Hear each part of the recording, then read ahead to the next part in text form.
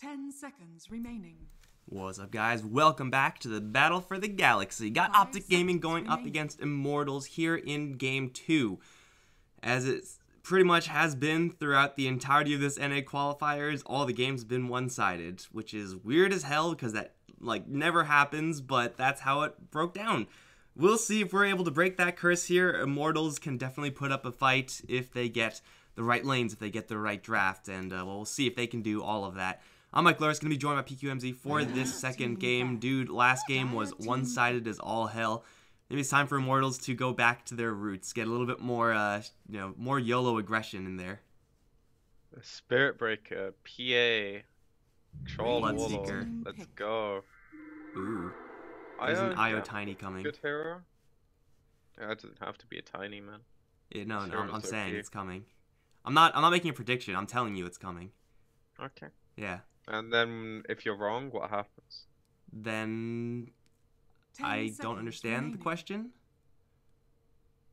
Okay. 5 seconds. Feign ignorance, that's a great way to go about life. No, I mean, Bold I just predictions don't and understand feign that ignorance. the scenario that you're proposing right now. It doesn't make sense to me. Yeah, no, that's what I mean. Did you just feign ignorance? You'll see. You'll all see. I mean, it's because they did it yesterday. So they went. Yes. They can definitely switch it up. Of course, they can definitely easily do that. Like CK, sure, why not? But the IO Tiny went towards the offlane. Actually, it was a Febi Forev combo, and it was really weird. It kind of worked, but yeah, it will of course depend on what OpTic respond to. What they respond with. Keeper of the Light is definitely not a terrible one if you're expecting an IO Tiny combo. 5 seconds remaining. I like me some Coddle. I'm still pretty convinced the hero is on the tipping point of broken, but he doesn't really seem to be picked at all. Which kind of surprises me, but I suppose the tempo of the game at the moment is way more based around your cores than it is your fours at this time. Remaining. And if your four is this really slow farming, map-based hero that doesn't really have any stuns.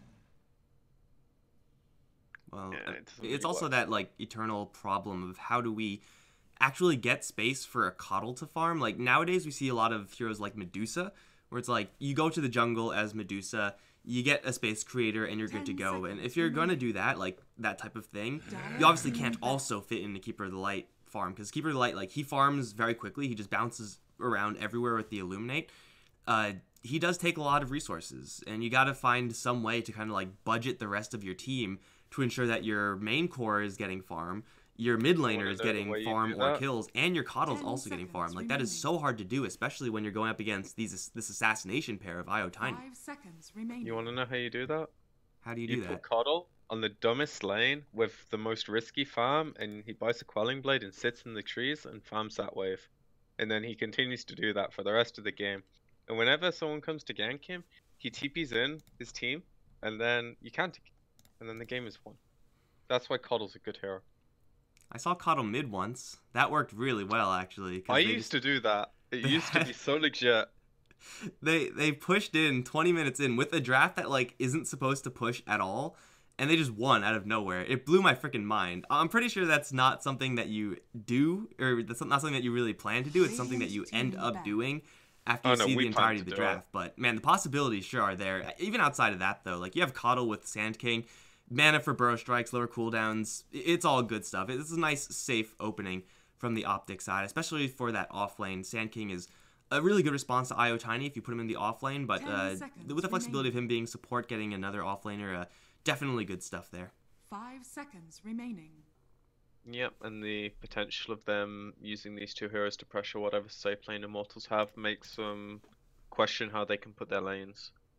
Because you don't want to get some Morphling-esque hero and then have your IO play with the Tiny and have these really weak dual lanes that lose, and then the same situation as last game possibly occurs. Maybe they draft a bit more solid team fight this game, but regardless, I think they have to keep in their mind now of a way to win their safe lane. 10 seconds remaining. Or not lose it horribly. Because Coddle +1 is 5 extremely seconds potent remaining. Mm-hmm.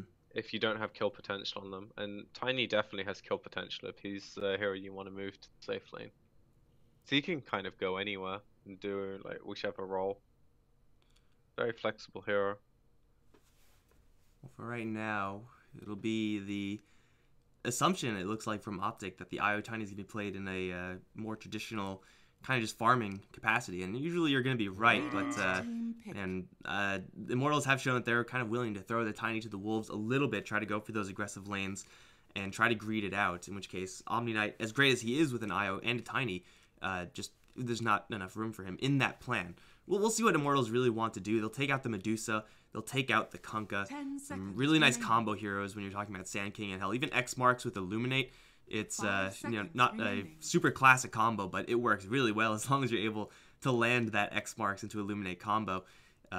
Immortals, yeah, they've covered their bases, but for sure OpTic know what they have to deal with. It's usually the same thing every time when you see an IO and then a Tiny. You just got to make sure that you are able to isolate and just stun the hell out of them. And Tusk can do all of those things, including save his allies. Really good hero. It's also something that Saxa was is playing a lot in the past, so I expect him to have a decent showing on it, regardless of how good or bad the game is. 5 seconds remaining. For the hero.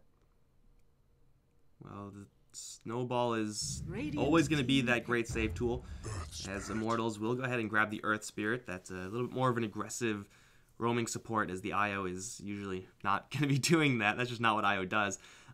But for sure, it's a hero that can just destroy IO. Even if it is played in that kind of lighter support role, you can do so much damage towards someone like an IO. Of course, Tether can get you over and around those shards, so it's not really going to be 100% useful 100% of the time. But as you said, Saxa is a master at this Tusk, if he's actually going to be playing this. And it looks like with the Sand King, well, it could be a Zai Tusk in the offlane. We've seen that as well. I don't think offlane Tusk is a thing. I mean, I'd happily be proven wrong. I've seen it like but I just twice. think the hero is much better at moving around, and if you're gonna look at what you want from different heroes this game, the Tusk might give you a slightly better hero to spam your spells with, the Coddle in the offlane, but Sand King gives you like way more lane pressure, a much more solid hero that wants to farm in a lane, whereas Tusk moves between the lanes a lot better. He also contests the roaming potential of Earth Spirit a lot easier. Well, we have a Death Prophet for CC&C now. Still looking for that Pycat last for the OpTic side. And this is something that you usually see built up with that Coddle. Just a hero who usually is, through one way or another, is able to siege those structures. Death Prophet is very bursty in the way she does that with her exorcism, but gets the job done.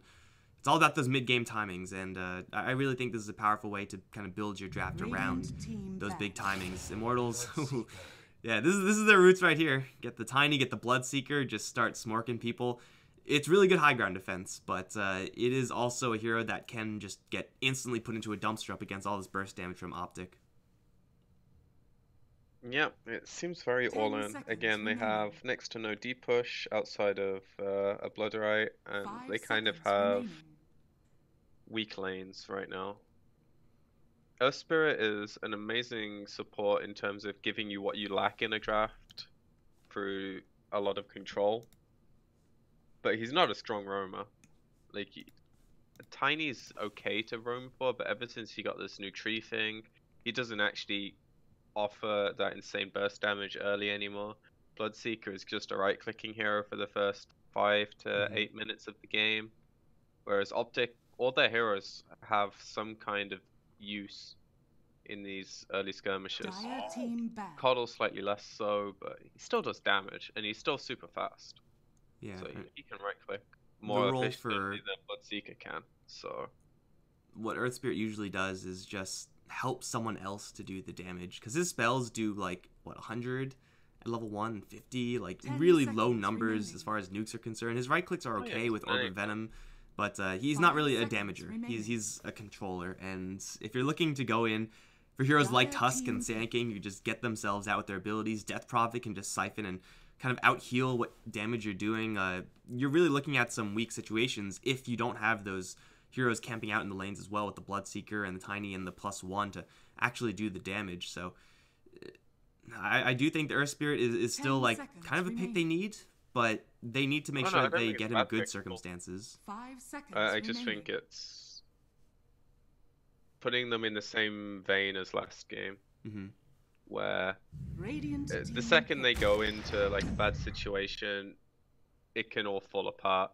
They have literally 0 team fight outside of their Earth Spirit stuns, and dooming one of OpTic's heroes isn't even necessarily going to count as team fight if they get their spells off 10 first. seconds Like remaining. dooming a Death Prophet's already got her ult out is not an ideal 5 scenario. seconds remaining. But they do have a lot of lane pressure through these 3 cores that all kind of can have a lot of killing potential if you roam for them, and then they have lots of ways to set up their relocate kills. It's not traditional setup for like a hard stun, but if you doom or rupture someone and then relocate on them, it kind of acts as the same mechanism to generate kills. And only this is where we problem with see that is- OpTic's decision making. Choose your hero. I was gonna say the only problem with that is like finding the hero to kill, and that is definitely not gonna be one of those heroes to kill because you don't want to doom him, you don't really want to rupture him. It just typically doesn't reward that. But OpTic, like when you're running a Coddle, when you're running a Death Prophet, you're gonna be very likely to just be 5 mana across the map. Isolating a hero with Rupture and Doom, it's not gonna be easy. Even if you do land it, you're gonna have to go through a snowball, and of course silences and nukes and pushback from the Coddle Blinding Light. Like there's so much stuff you have to deal with when you're running with this almost pure single target base strat from Immortals. PPD is a perfectly adequate Tusk player. I'm kind of disappointed that Sax is not playing it, honestly. But like if you rupture just someone, reached immediately out they go a into a little bit to snowball. grab. Like what are you gonna do about that? You actually can't do anything. Oh, they can bait it out and then cast their spells, but that kind of relies on the rest of OpTic's heroes kind of, you know, just taking their hands off the keyboard or something being broken in the scenario, you know. I actually like the fact that they're using the Coddle as a 4 here, because Tusk does the same thing kind of regardless of items, whereas Coddle scales amazingly with them. And they have this window, I think, where Wraith King gets like his first 3 items, same with the DP, and then they combine it with like the 24-minute daytime, nighttime cycle thing, and get a Coddle Axe and then Aegis and end the game. Is obviously all in theory though, because there's a lot of play before that point, which isn't Prepare for battle. written off yet. Immortals can definitely make a lot of things happen in the game. I wouldn't favor their draft going into it, but Dota is more execution than theory. For sure. And if you're looking at like the comfort level of Immortals right now, like Pretty QO high, Bloodseeker is an absolute classic. MP can play Tiny. Honestly, Tiny's not that hard, but I mean, this is pretty much right where you want to be if you're Immortals. Like, this is where you are the most comfortable. So, you know, the comfort does count for a lot. Like, you can get away with stuff you ordinarily just can't get away with because you know the limits of your heroes. You know what you can do. You know how you handle your lanes. But I do think that OpTic have a little bit of an edge insofar as what they are able to do with these heroes. Like, they can team fight, they can just roche, they can do so many things that Immortals just can't, because Immortals are so reliant on getting those single targets out of position. It's going to be tough for Immortals, but I do want to see a game 3, so go Immortals. Win so we can see a third game. I don't know if that's going to happen. Either way, CCNC has like the most Asian set for Death Prophet of all time. Begins. I don't look at cosmetics like ever when they come out, but my god, this is some like real Chinese stuff. Yeah, it came out in the Chinese New Year thing, I think. Ah, well, that makes sense now, doesn't it? Yeah. Do you really want a third game if it's another 20-minute shitfest? Real question. I don't. So that's why I'm hoping for Dota, a 35, 40-minute one, and then another 35, 40-minute one. You know, like real Dota, because nobody wants to watch 20-minute stomps. This is not fun. The guys who bat cosmetics do. top lane. Oh, PPD shards just a little bit off. I don't think they would have been able to kill NP anyway, but full offensive tri-lane up on this top side. Tiny is still working with very little armor. Despite his health pool being very deep, the only help he's going to have is an IO. And the ability to save is certainly very nice on this top lane with regeneration, but as far as turning around offensively, it like almost requires either PPD or Saxa to literally start diving towers, or a toss to go in towards the IO so that they kind of force the tower dive. Either one of those is going to be really hard to come by, so this lane, it looks like it should just be on lock here for OpTic.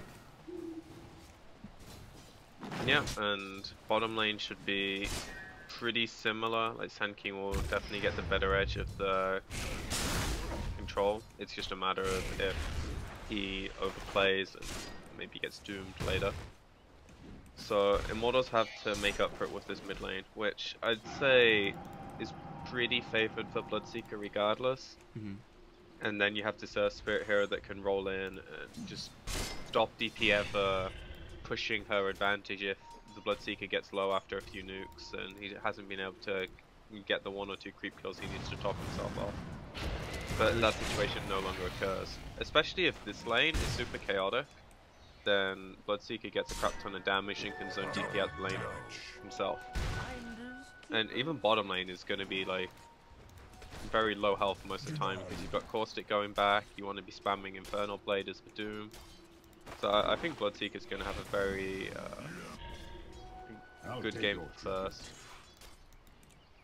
Especially if, oh god, I was watching mid lane. T-Tors, CCNC is going to get jumped by a double damage Earth Spirit. That is what I was going to say. He's going to still get out of there though. Siphon level 2. Going to give him a truck ton of regen, and they did isolate the IO, who's going to immediately teleport into an Illuminate from Saxa. That's not how you want to return to the lane.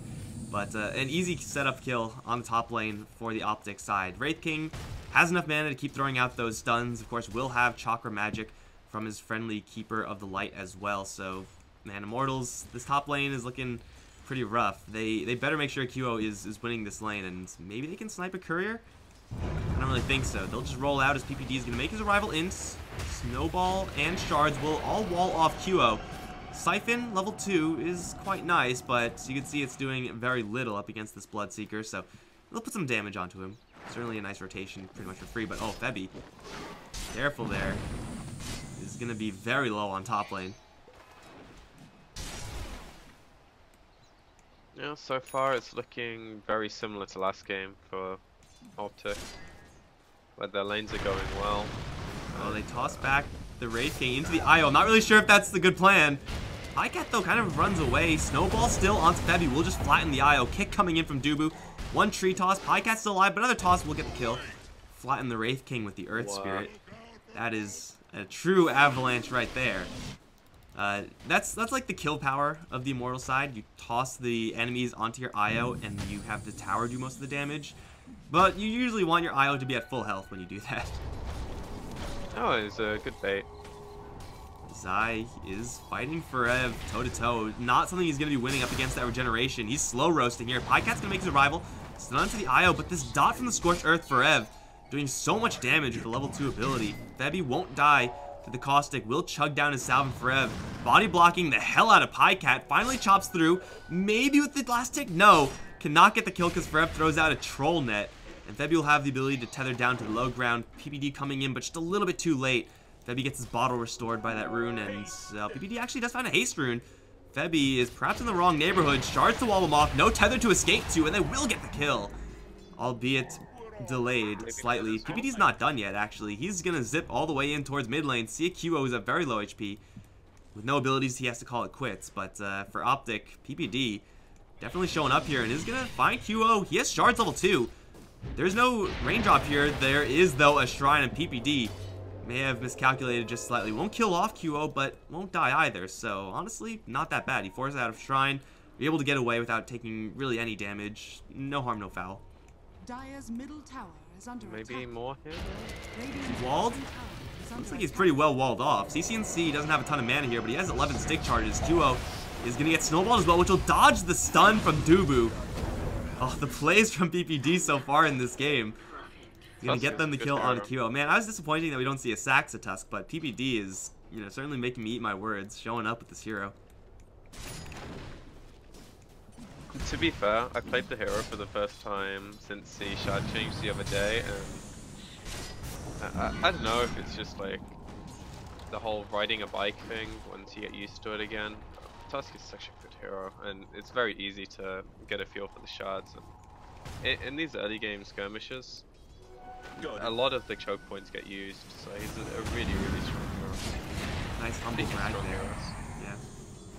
Dire's top tower is Alright, well, I missed the kill on top lane, but I did see Febby die. Looks like Zai was able to set up a Burrow Strike, Epicenter combo off of, assume, a lot of caustic finales. Because Burrow Strike's only level 2 despite him being level 7. Kills off Doom by himself, which shouldn't really be something that happens, but did. It's like I definitely chose the wrong fight to watch, but either way, it's 2 more kills for OpTic at the cost of pretty much nothing. MP looking to toss back a Wraith King into tower range, just barely for 1 shot, but Wraith King now with his back against the corner will just try to fight his way out of this onto MP. Illuminate coming through, lots of damage onto MP, but with Febby sustained, the Tiny will survive. And it will be a nice little pickup there on the bottom lane rather, as the Wraith King is going to fall. Pycat still getting quite a bit of farm, but man, it's actually the Sand King who's on top. Zai's been farming something fierce right now. Power Tread, Soul Ring. He is still not with level 4 Burrow Strike, but he can kill pretty much everyone as long as he has an Epicenter available. Yeah, if he has any kind of follow-up stun, it's a really high kill hero. But I like his item build. He's going super tanky. Gonna make the use out of his early game by getting more and more stats instead of rushing a blink. I think the more Dodo advances, you just get so much more out of your hero with all the stats you use. Well, I don't think it's gonna matter here because no one TPs. But like, look how much longer this engagement goes on if someone could TP. If PPD TP did, but PPD has better plans, like killing people on the bottom lane. Febby is gonna get a short tether out. CCNC has level 3 swarm. That'll get the kill on Febby if he wants it. He doesn't want it. He's going to do it with right clicks, and they also have the Tiny in the corner. No backup, no TPs for him. 10 stick charges, not even a chance to use them. Double kill for the Death Prophet. CCNC, he's actually going to go back to his lane. I thought he would stick around and try to push down this tower with Exorcism, but hey, you come and get 2 kills, you can't really be too upset about that. He's now on top of the net worth chart. Pycat perhaps suffering in the farm department a little bit, but still, he's doing well enough that OpTic really shouldn't be worrying about this. Unless he keeps on dying, which is for sure a possibility. I think he's a hero that's way more likely to be able to get involved. And also, if the Coddle keeps blasting stacks for him and he just cleans them up, he'll recover a lot quicker than you might expect a Wraith King to otherwise. I feel like this game really doesn't necessarily come down to how Pycat does as much as it is the rest of the team, because they can make this game really easy for him as a 4-man unit, just moving around and making plays, and then if ever they see a good fight, he gets recalled in. Oh, Forev. He does get the Scorched Earth out, so he should be fine on top lane. And he's also going for the Hand of Midas on the subject of Pycat, so if you're just waiting for something to happen, you want to have those farming items. Yeah, and I think this game you need the items because you have a really hard matchup against Bloodseeker if he's ahead of you and like he ruptures you.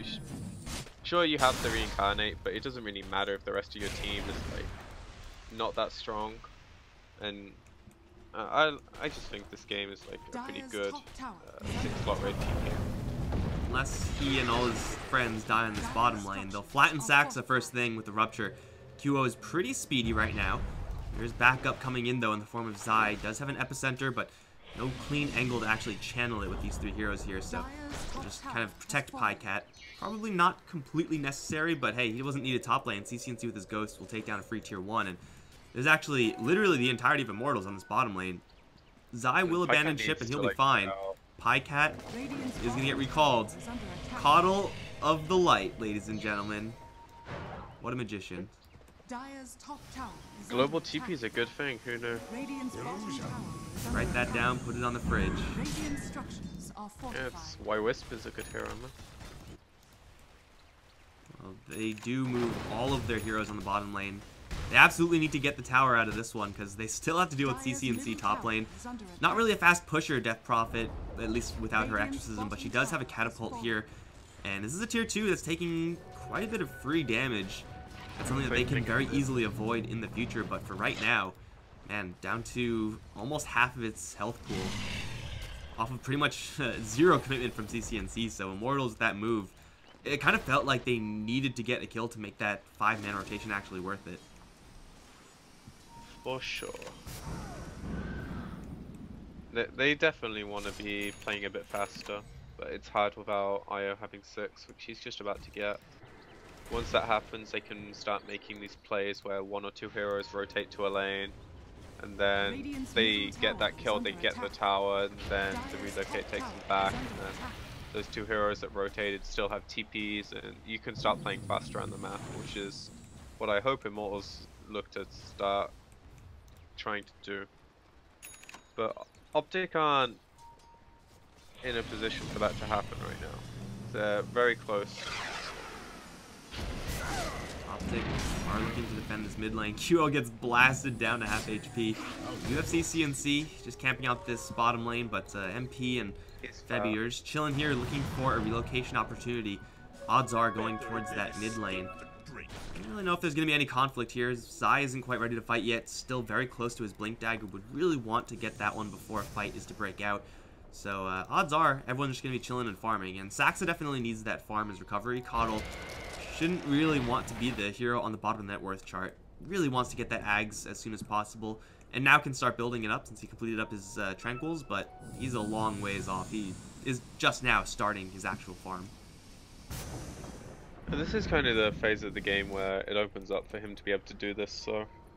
Because every stack he's made so far, he's given over to Wraith King, which bumped his net worth up a decent amount, which I think is definitely the correct decision. But...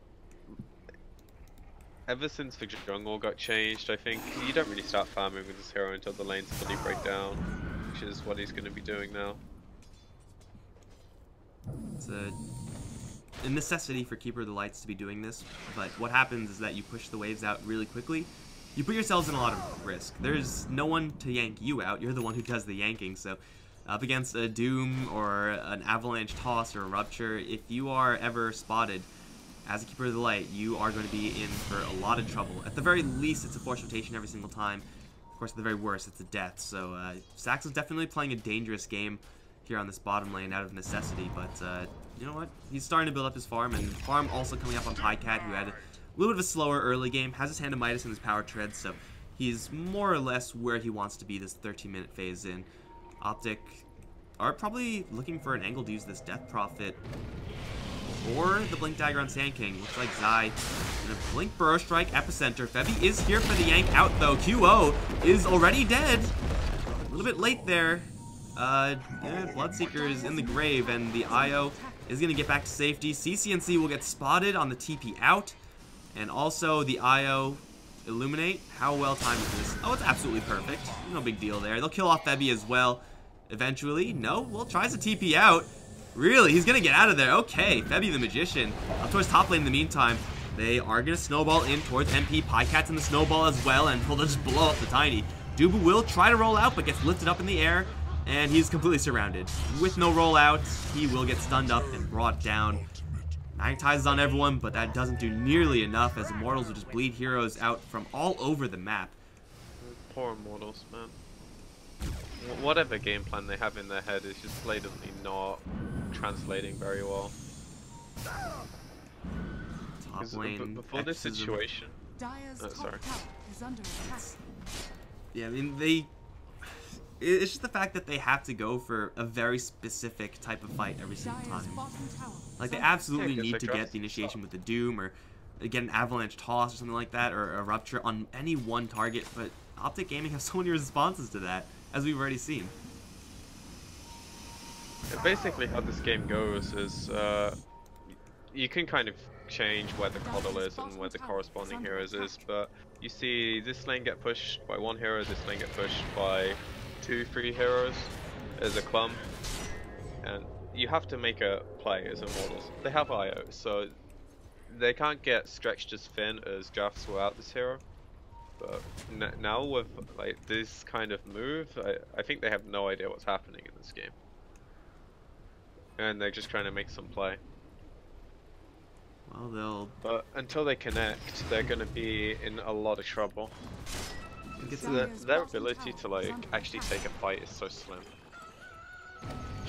decent vision on top lane, I guess. CCNC has kind of made top lane his home, so we'll try to get him in the future. They'll find Zai with a kick and Magnetize, but Magnetize, again, doesn't do a lot of damage to any given target. Tower has already been taken, and OpTic will just walk out of there, no problemo. The Immortals will lose a little bit more map control. Still, they have this thorn in their side of Coddle, who's been blowing up creep waves left, right, and center. Is about halfway towards that Aghanim Scepter. It's time to start casting Dooms. It's time to start relocating. It's time to look for these kills really aggressively.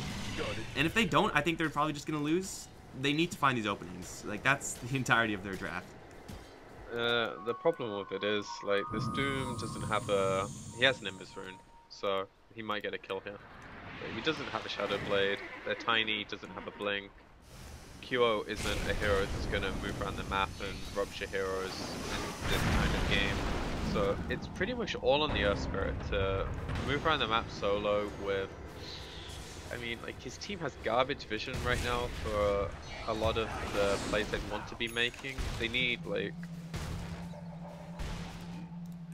more wards than this, and probably slightly deeper as well, on like the other side of the map instead of it being on their side.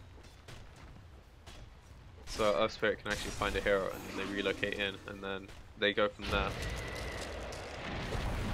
But that hero is probably only going to be the Coddle, and then you're using 3 heroes to kill 1, and OpTic are probably quite happy with that. We literally just saw Coddle getting chased down. When he has his Ags, he's going to be so much more difficult to kill, but even then, like, the chase for the Coddle, you expect those fights to be over in a flash, but it took them quite a long time, and when you're looking at response from OpTic being a Death Prophet, like, they can kill off almost any given objective, while their Keeper of the Light is just being chased around, and yes, is going to die, but just wasting so much time from Immortals, just leading them on a wild goose chase. They'll go into the Roche Pit, and with the medallion on PBD, I would imagine, he had gone through the Tusk. Pop the Ghosts and spook Roshan to death. Easy double life for CCNC.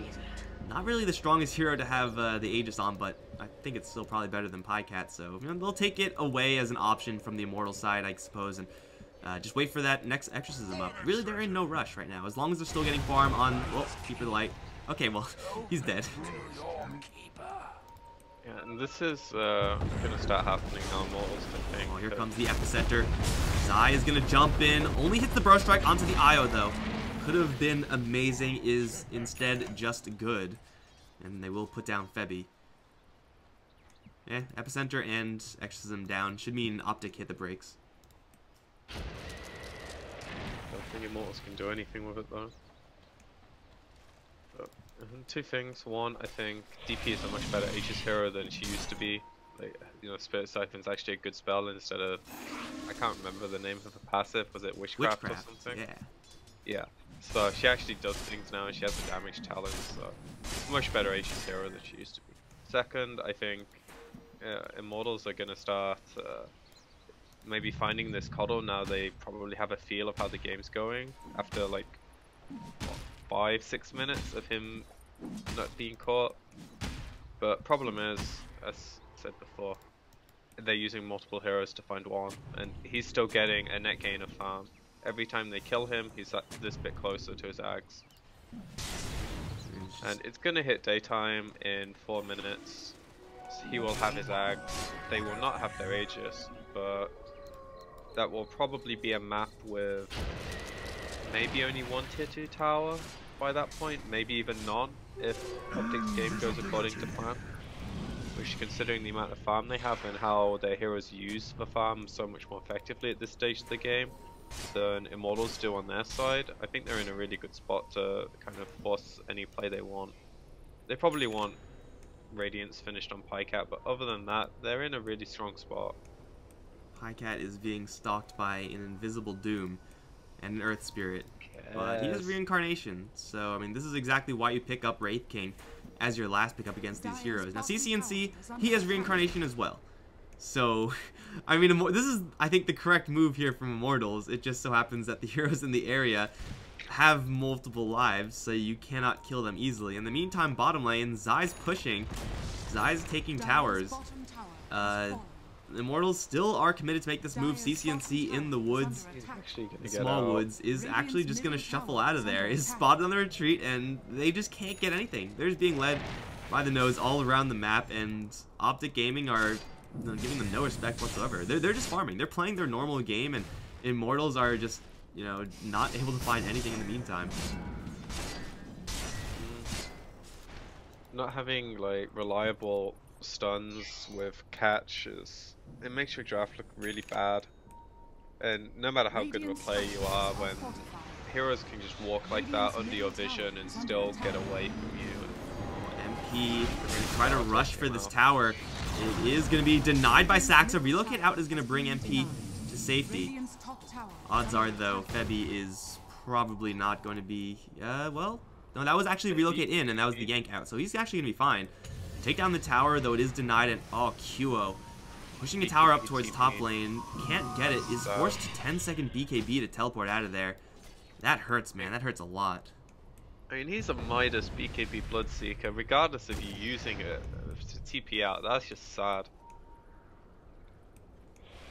I feel so sorry for him. I don't think it's a bad decision at all to get this item. I think he was saving up for Radiance and probably realized it's a game-losing item because Wraith King is going to get the same build as him and do more than him, so he needs to like change his game style up. But I like his BKB. The problem is I don't know if that item in itself is going to do enough, so probably needs something else. Well, he's farming pretty darn rapidly, all things considered. Him and the Tiny are getting a lot of farm and avoiding deaths throughout this phase where OpTic Gaming kind of have the run of the map. So Immortals still definitely have enough farm just on those two heroes to take some decent fights, as long as they're able to also survive those fights. It's definitely not an impossibility here. Saxa is okay, casting spells on Pycat apparently for reasons, but he does have the Aghanim Scepter now. It's not daylight yet. It's gonna be another 30 seconds till then, and in that time there will be no exorcism because Death Prophet just now uses it. But they will run into QO and Dubu. They will immediately silence the Sand King. Gets Force Staff out though. And the roll in is maybe going to catch PPD, but that's kind of okay because Zai's arming up the epicenter, is going to jump right in on top of the Doom and just shred him. He's not dead just yet though. The damage is slow, but will come eventually in the form of an Illuminate. Q with his BKB and MP on the front lines, but there's not much damage going in towards his OpTic heroes. In fact, everyone on Immortals is on the run. Burrow Strike is going to catch MP. Status Resistance is going to kick in, but he's going to lose all his mana thanks to that leak. So Status Resistance or not, he's going to make a very slow escape, if an escape at all. Another Siphon going to stick onto him. He's slow to a crawl. He's Burrow Struck up, and he's going to go down. QO is able to escape, but ultimately for OpTic, they don't lose anything. And hey, look at that. It's daylight. It's time to heal. Oh, look, your mobile fountain has arrived. Oh, and Sand King going to land a Burrow Strike on a QO. Snowball and Shards walling his escape. They'll take him down as well. He has buyback at least, but I think that's right. Unless they really want to blow both these buybacks on their cores. It's at a stage of the game where I don't think it's worth. Oh, they're just gonna take it, and the scary thing about this push, the scary thing is not the fact that they have literal infinite HP, it's the fact that their push speed isn't even maxed out at this point, because CCNC still doesn't have an exorcism. So by the time everyone from Immortals is respawned, then CCNC will be at full strength. He'll just be like, come at me, bro. You can't fight into me without ghosts. There's no chance you can fight into me with ghosts up. And the healing as well. So Immortals right now are going to get a bit of a reprieve as Pycat is going to be sent down to deal with bottom lane. But hey, Saxa also has that teleportation, that recall back. So I'm pretty sure if you're OpTic right now, you can just hit the gas full on and just keep on fighting into Immortals right now. Because this is their timing. This is the Aghanim Scepter Coddle timing. And if they take QO, that's just a bonus. He does have a BKB. Does not have a TP, though. It's in his backpack. Walrus Punch will hit, and the shards will wall him off. Oh, QO, not like this. He'll die with no buyback for a full minute. He does get the Rupture out on CCNC. That does about nothing. And they're just trying desperately to cut the waves. Won't even work out. OpTic Gaming have this map on lock. And the Burrow Strike will land on the Earth Spirit mid-roll. Zai's kind of alone right now, though CCNC is coming in hot with the Yule Scepter. And a Siphon. Yeah, this Earth Spirit is pretty darn screwed. And now it's time to push for real. Podcast on the front line. Doesn't have enough mana for Reincarnation, but he will finally get enough. And he will go down. But that's just a giant slow on everyone as CCNC is going to be sending in those ghosts. So many spooky undead on the OpTic Gaming side. They'll take down the Tiny. They'll take down the Doom and should be cleaning up the game as well because they've lost about 0 HP this entire time. And why are all these games like this, dude? Something seriously wrong with Galaxy Battle. I think this is a case of OpTic having better drafts and coming into the game somewhat prepared for Immortals' clunkier style. A lesser team with these drafts might like lose their lanes or make some bad decisions, but they looked pretty clean. And anything that went bad they quickly rectified, so definitely not Immortals' day. I think they need to go back to whoever's drafting and tell them to change it up slightly these games. They did. I mean, I know it's what works for them, but it just looks so bad when their lanes are so weak. They won with a very similar drafts yesterday, but you know, once you start to get to the actual final stages of qualifiers like this, you can't do that anymore. It's just not going to work up against a team like OpTic Gaming. So Immortals are unfortunately going to have to take their leave here. This is just a simple single elimination 2-stage bracket in this main part of the qualifiers. Immortals are out 2-0. OpTic are going to move on for the Grands.